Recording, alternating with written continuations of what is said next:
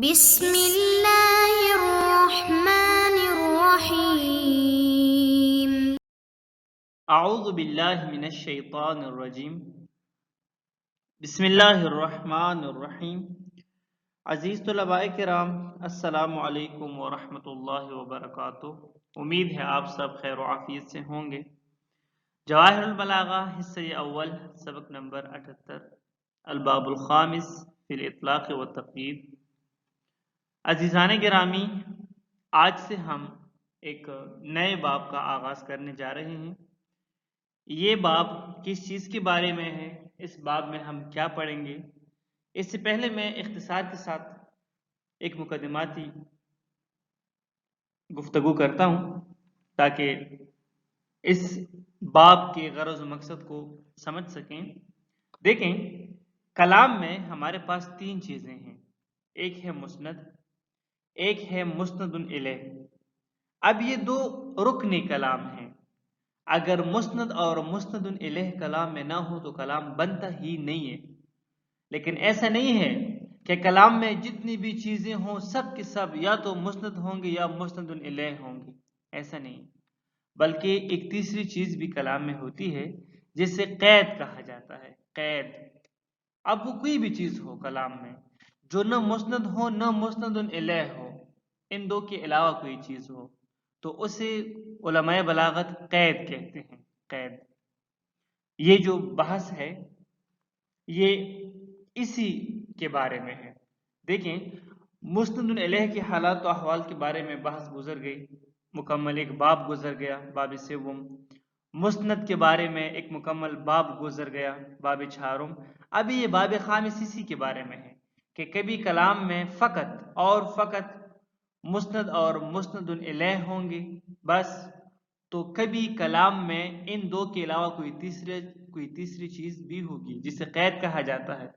اب جب کلام میں قید ہوگا تو کیوں ہوگا؟ صحیح ہے۔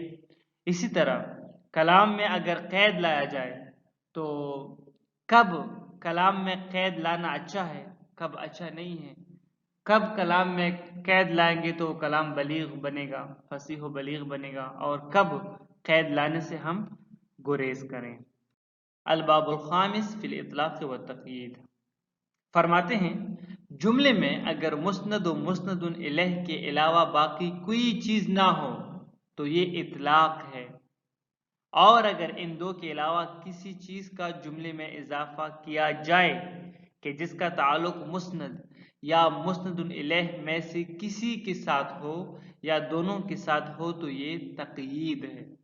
اوپر یہ دو الفاظ ہیں نا، ایک ہے اطلاق اور ایک ہے تقیید۔ ہم کہتے ہیں نا یہ دو الفاظ تو ہم استعمال بھی کرتے ہیں، علم اصول میں استعمال کرتے ہیں، باقی سارے جگہوں میں استعمال کرتے ہیں، مطلق، مقید۔ اب مطلق کیا ہوتا ہے، مقید کیا ہوتا ہے، علماء بلاغت اطلاق کیسے کہتے ہیں اور تقیید کیسے کہتے ہیں۔ فرماتے ہیں کہ ہمارے پاس کلام میں تین چیزیں ہیں، مسند، مسند الیہ اور قید۔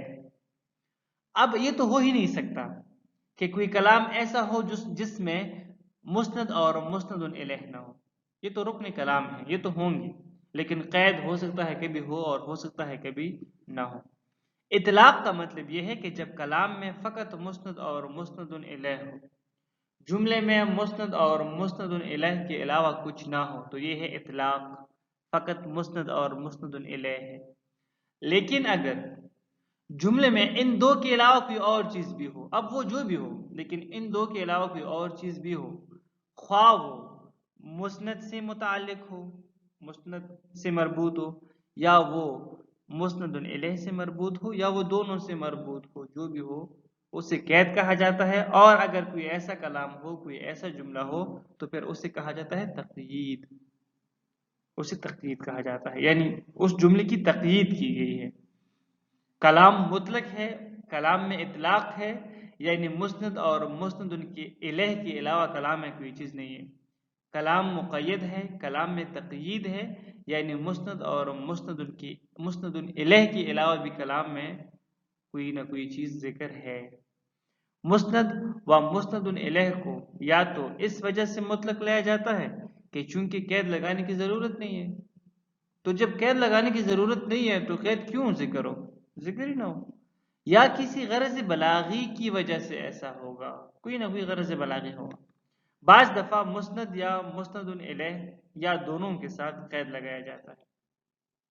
بعض دفعہ مسند یا مسند الیہ یا دونوں کے ساتھ قید لگانا لازمی ہوتا ہے۔ اگر قید نہ ہو تو پوری کلام لغو بن جاتی ہے، بے فائدہ بن جاتی ہے، عبث بن جاتی ہے۔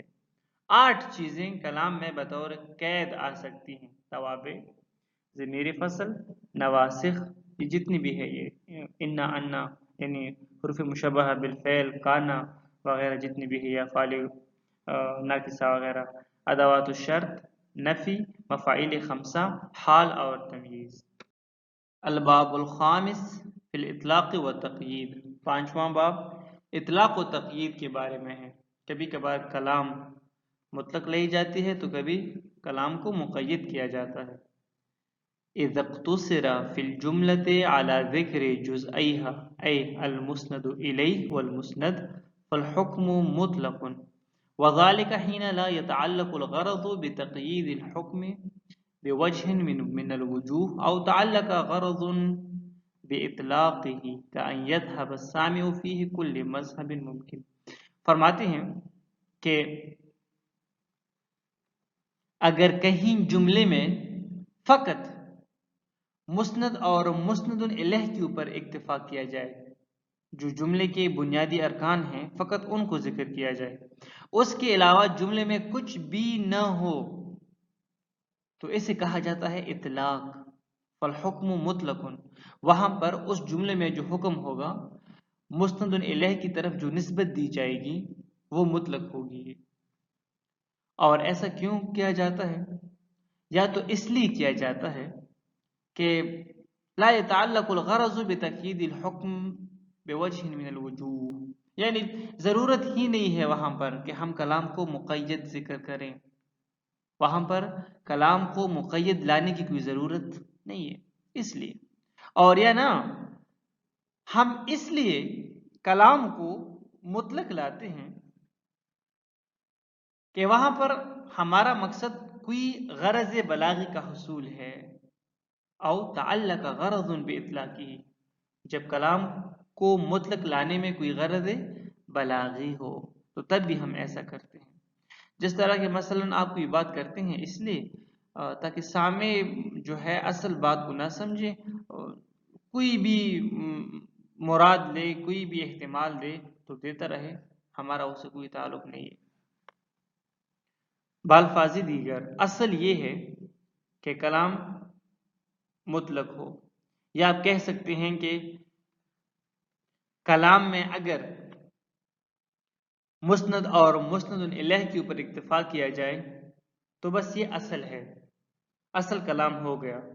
البتہ اگر اس کے بعد اضافی کوئی چیز آتی ہے تو وہ بھی آ سکتی ہے، کوئی پابندی نہیں ہے، کلام کو مقید بھی کیا جا سکتا ہے۔ وَإِذَا زِيدَ عَلَيْهِمَا شَيْءٌ مِّمَّا يَتَعَلَّقُ بِهِمَا أَوْ بِأَحَدِهِمَا فَالْحُكْمُ مُقَيَّدٌ وَذَلِكَ حَيْثُ يُرَادُ زِيَادَةُ الْفَائِدَةِ أَوْ تَقْوِيَتُهَا عِنْدَ السَّامِعِ۔ فرماتے ہیں کہ اگر مسند اور مسند الیہ کے علاوہ کوئی چیز ہو کلام میں، ان دونوں سے زیادہ کوئی چیز ہو کلام میں کہ جس کا تعلق یا مسند کے ساتھ ہو یا مسند الیہ کے ساتھ ہو یا ان دونوں کے ساتھ ہو، کیونکہ بنیادی ارکان تو یہ دو ہیں، اب کوئی بھی چیز آئے گی تو وہ انہی کے تعلق سے، انہی کے توسط سے کلام میں آئے گی، یوں نہیں آ سکتی کلام میں۔ تو اگر اس کا تعلق مسند سے ہو یا مسند الیہ سے ہو یا ان دونوں سے ہو، ایسی کوئی چیز ہے تو پھر ہم کہیں گے کہ یہ حکم مقید ہے، اس کلام میں تقیید ہے۔ اور جو چیز کلام میں نہ مسند ہے نہ مسند الیہ ہے، اسے کہیں گے کہ وہ قید ہے۔ یہ کب ہوگا؟ یہ تب ہوگا کہ جب آپ کا ارادہ یہ ہو کہ آپ زیادہ فائدہ پہنچائیں، کلام کو اور بھی قوی بنائیں، مستحکم بنائیں، کلام کو اور بھی واضح اور روشن کریں سامع کے لیے۔ لما هو المعروف من ان الحکم كلما كثرت قیوده ازداد ایضاحا او تخصیصا۔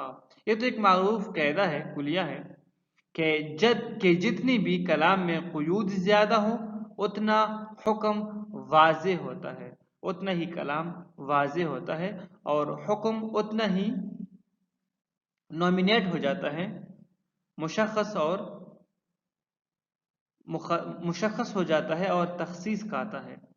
فَإِذَا تَعَلَّقَ غَرَضٌ بِالتَّقْيِيدِ تَكُونُ فَائِدَتُهُ أَتَمَّ وَأَكْمَلَ وَلَوْ حُذِفَ الْقَيْدُ حِينَئِذٍ لَكَانَ الْكَلَامُ كَذِبًا أَوْ غَيْرَ مقصود۔ فرماتے ہیں کہ اگر کہیں پر کلام ایسا ہو کہ وہاں پر غرض بلاغی کے تحت ہمیں تقیید لگانی ہے، کوئی غرض ایسی ہو کہ جہاں پر تقیید لگانا ضروری ہے، اگر ہم تقیید نہ لگائیں، ہاں تقیید لگانا ضروری ہے، کیوں؟ تاکہ مکمل فائدہ پہنچ جائے آپ سامع کو۔ اذا تعلق غرض بالتقیید، کہ جب غرض تقیید میں ہو، قید لگانے میں ہو، تاکہ مکمل فائدہ پہنچے سامع کو، تو وہاں پر اگر ہم قید کو حذف کریں گے تو لکان الکلام کذبا، تو ہو سکتا ہے کہ کلام بالکل جھوٹ بن جائے، فقط قید کی حذف کرنے سے کلام بالکل جھوٹ بن جائے، یا غیر مقصود، کہ جو متکلم کا مقصود ہی نہیں تھا، اللہ عبث کلام بن جائے، فضول کلام بن جائے، غیر مقصود کلام بن جائے۔ نحو قولہ تعالی، جس طرح کہ خداوند تبارک و تعالی کا فرمانا ہے، وما خلقنا السماوات والارض وما بینہما، وما خلقنا السماوات والارض وما بینہما لاعبین۔ فرماتے ہیں کہ ہم نے آسمان اور زمین خلق نہیں کیا، وما بینہما، اور ان دونوں کے درمیان جو کچھ ہے وہ بھی ہم نے خلق نہیں کیا، لاعبین۔ اب لاعبین کیا ہے؟ لاعبین ہے حال، قید۔ اب اگر اس لاعبین کو ذکر نہ کیا جائے تو اس سے پہلے والا جو کلام ہے یہ لغو ہو جائے گا، خداوند تبارک و تعالی، لغو نہیں بلکہ جھوٹ ہو جائے گا۔ وما خلقنا، میں نے خلق نہیں کیا آسمانوں کو بھی، زمین کو بھی، اور اس کے درمیان جو کچھ ہے، اور ان کے درمیان جو کچھ ہے ان کو بھی خلق نہیں کیا، یہ تو جھوٹ ہے نا۔ خداوند تبارک و تعالی نے خلق کیا ہے، ہمیں سب کچھ نظر آ رہا ہے کہ اتنی ساری چیزیں ہیں، اب ان کے کوئی خالق تو ہے نا، سب کچھ ہمارے سامنے ہے۔ بس اگر یہاں پر ہم لاعبین کو حذف کریں، لاعبین یعنی بے مقصد خلق نہیں کیا، لائیں گے تو کلام مکمل ہو جائے گا، اتم فائدہ، مکمل فائدہ سامع تک پہنچے گا۔ نہیں لائیں گے کلام جھوٹ بن جائے گا، لائیں گے تو کیا فائدہ ہوگا؟ سامع سمجھ جائے گا کہ خداوند تبارک و تعالی ہمیں فرما رہے ہیں کہ اگر میں آسمان اور زمین اور جو کچھ ان کے درمیان ہے، معذرت، آسمان یعنی 7 آسمان اور زمین اور جو کچھ ان کے درمیان ہے، یہ میں نے خلق نہیں کیا، اگر میں نے یہ فضول خلق نہیں کیا، بے فائدہ اور بے مقصد خلق نہیں کیا۔ اب سامع سمجھ گیا کہ خداوند تبارک و تعالی کیا فرمانا چاہتے ہیں، لیکن اگر یہاں پر لاعبین کو حذف کیا جائے تو یہ کلام بالکل جھوٹ بن جائے گا۔ الدخان آیت نمبر 38، فَلَوْ حُذِفَ الْحَالُ لَكَانَ كَذِبًا، اگر یہاں پر حال یعنی لاعبین کو حذف کیا جائے، قید کو حذف کیا جائے تو کلام جو ہے جھوٹ بن جائے گا، بدلیل المشاہدۃ والواقع، کیونکہ ہمارے سامنے ہے، سب کچھ ہم دیکھ رہے ہیں، واقع ہے، حقیقت ہے کہ سب کچھ ہے، نہ کہ نہیں ہے۔ وما خلقنا، میں نے کچھ بھی خلق نہیں کیا، ایسا نہیں ہے، بلکہ سب کچھ خلق کیا گیا ہے۔ وَنَحْوُ قَوْلِهِ تَعَالَى، اس طرح ایک اور آیت مجیدہ ہے، لا تقربوا الصلاة وانتم سکارى، لا تقربوا الصلاة، نماز کے قریب نہ جاؤ، وانتم سکارى، جب تم نشے کی حالت میں ہو، سکر کی حالت میں ہو۔ سورۃ النساء آیت نمبر 43۔ اب یہاں پر آپ دیکھیں، اذ لو حذف وانتم سکارى، اگر ہم وانتم سکارى کو حذف کریں، وانتم سکارى حال، اگر ہم اس حال کو حذف کریں، اس قید کو حذف کریں تو لفات الغرض المقصود، تو جو غرض و مقصد خدا ہمیں پہنچا رہا ہے وہ فوت ہو جائے گا۔ یہاں پر وہ کیا ہے؟ وہ یہ ہے کہ خدا ہمیں فرمانا چاہتا ہے کہ آپ नशे की हालत में नमाज के करीब ना जाओ। अगर इसको हज़फ करें तो क्या माना बनेगा? ला तक़रबुस्सलात, यानी नमाज के करीब ना जाओ। कभी कभार आपने ऐसे लोगों को सुना भी होगा, वो कहते हैं कि कुरान में आया है कि ला तक़रबुस्सलात, कि नमाज के करीब ना जाओ, इसलिए हम नमाज नहीं पढ़ते। ऐसे बेवकूफ़ लोग भी तुम्हें माशरे में मिलेंगे, जाहिल हैं लेकिन इंतहा दर्जे के जाहिल हैं। कुछ मलंग टाइप के लोग होते हैं जो इस तरह की तावीलात करते हैं, सूफी टाइप के। हालांकि तसव्वुफ में ये चीज़ नहीं है। बहुत बड़े बड़े सूफिया गुजरे हैं जो रात दिन खुदा की इबादत किया करते थे, लेकिन आजकल कुछ जाली सूफी या जाली मलंग इस तरह के निकल आए हैं, तो आप ये चीज़ें उनसे सुनेंगे। हकीकत ऐसा नहीं है। हकीकत यह है कि वला तक़रबु सलात के बाद वअंतुम सुकारा का भी जिक्र है, कि जब आप नशे की हालत में हो तो तब आप करीब ना जाओ। ये बातें हमने क्योंकि खुद सुनी है इस तरह के लोगों से, तो इसलिए बता रहा हूँ। वह हुवा नह्यु अन क़ुर्बिस सलाति हाल कौनिहिम सुकारा, यानी आप उस हालत में नमाज के करीब ना जाएं जब आप नशे की हालत में हो। व तक़यीदु यकूनु बितवाबि वज़मीर फ़सल व नवासिख़ व अदवाति शर व नफ़ी वल मफ़ाइल अल ख़म्सा वल हाल व तमीज़ व फ़ी हाज़ल बाब जुमलतु मुबाहिस। फरमाते हैं कि कौन कौन सी चीज़ें हैं जो कलाम में बतौर क़ैद वाक़ हो सकती हैं। तो तवाबे हैं, ज़मीर फ़सल हैं, नवासिख़ हैं, अदवात शर्त हैं, नफ़ी है, मफ़ाइल ख़म्सा 5 मफ़ाइल हैं, और हाल है, तमीज़ है। इनमें से हर एक से अलग अलग इंशाअल्लाह बहस होगा इस बाब में। वस्सलामु अलैकुम वरहमतुल्लाहि वबरकातुहू।